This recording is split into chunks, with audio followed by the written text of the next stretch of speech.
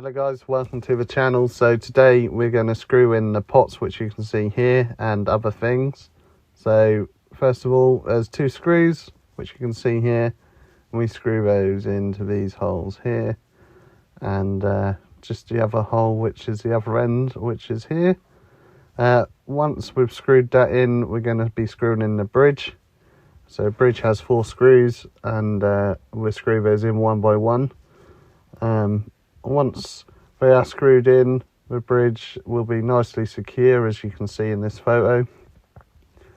After the bridge, we're going to screw in the strap lock, which is here in my hand. We're going to just screw that in, one in the bottom and one on the top, which come with the kit. Next of all is the jack port, so there's 4 screws. We're screwing each and every screw to get it nice and secure, as you can see. I'm then going to screw in the scratch plate. There's screws all around, you just lay them in and screw them together.